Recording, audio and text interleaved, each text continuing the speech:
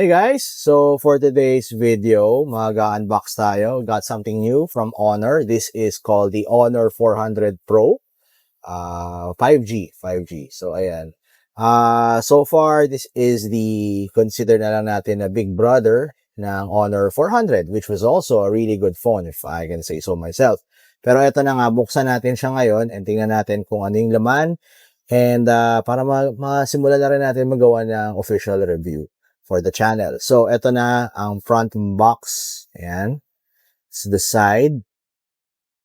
The other side is also that. Top. And then, sa likod, you've got the details on this one. For this one, this is a 512 GB ROM with a 12 gig na RAM. And this is Lunar Gray. So, sana natin to right now. Pop. Ayan. So, remove na natin yung box. Tingnan natin yung laman. Oh, okay. This is a nice box. So, details ay yung ano niya, AMD. Tago na natin itong sticker for a while. Ito yung unit mismo. Okay? So, pakita natin yung unit. Oh, okay. So, medyo makapal siya, guys. So, makapal siya. So, ito yung ano niya. Yan. Tanggalin ko na lang yung sticker. Tapos, ipakita ko pa sa inyo yung ibang aspects nung box and nung product. Okay, so eto nabuksan na natin, natanggal ko na rin yung sticker, and dito na yung sticker, ayan.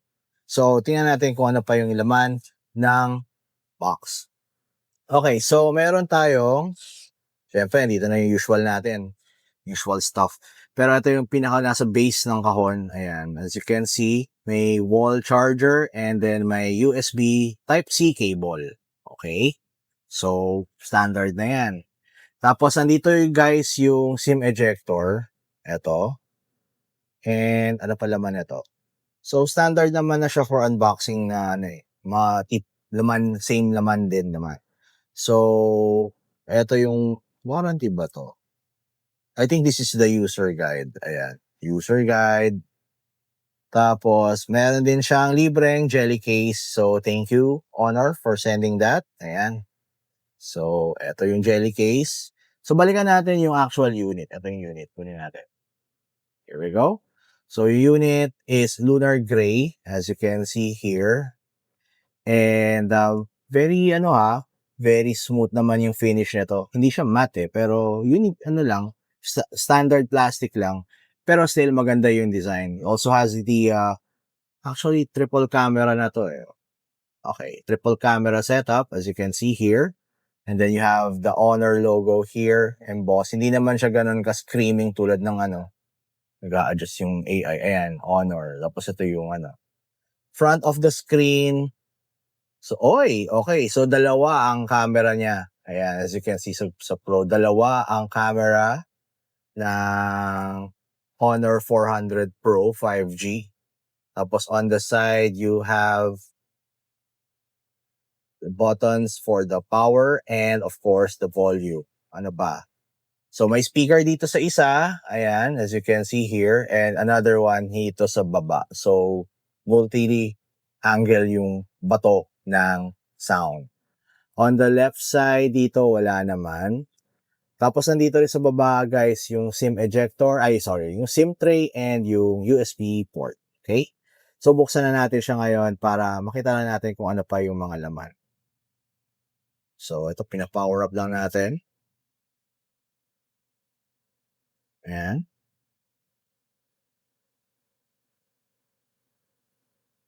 Ayan na, naka-power up na siya. So wait lang. In the meantime, lagay na rin natin yung jelly case dito kasi syempre gusto ko rin maingat din ako sa likod ng ng phone. So okay lang, pero I guess let's wait for a little while until available na yung mga medyo mas fancy na case for this phone. Pero ito. So ayan na, nabuksan ko na siya. You're gonna choose. Ayan, ayaw mo ganun. Okay, adjust ko lang. So you can choose English. So obviously English. Started na tayo. Select region. Pinas, syempre, Pinas tayo eh. Terms of use, I already. SIM card, next is SIM card. Tapos, skip muna tayo sa pag-connect sa Wi-Fi. And palitan natin yung date. Kasi it's now July. And it's now July 19 as I'm recording this. And time is, almost 3 o'clock. So, lagyan na natin 3 p.m. Okay, ayan. Next, Google service na tayo, guys. So, yeah, more, accept. Tapos next stage is pili na ng how do you protect or device protection. So, set tayo ng password. Lagyan muna tayo ng password dito. Okay. Later na to. Tapos enhanced service. Enable all enhanced service. Later tayo mag-join.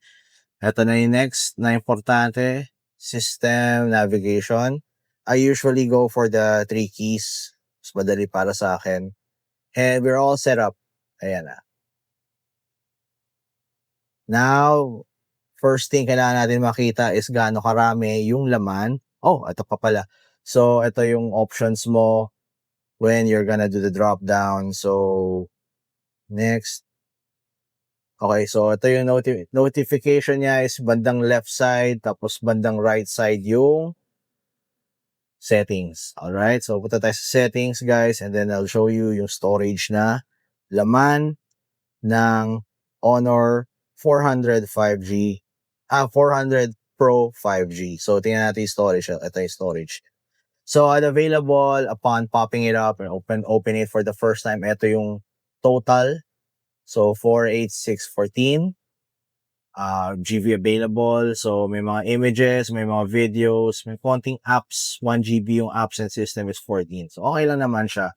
Kasi 512 gigabytes yung storage. Marami-rami kang magagawa dito. Marami kang mga videos na makukunan. Marami kang pictures na makukunan. And marami kang mga content na pwedeng i-save here. So anyway, guys, ito muna for today's video. I will be doing another video for the actual content for this. But in the meantime, I might suggest you want to read up on my review for the Honor 400 5G, which came out last week. Anyway, guys, thanks for watching. I'll see you in the next video, and always keep safe.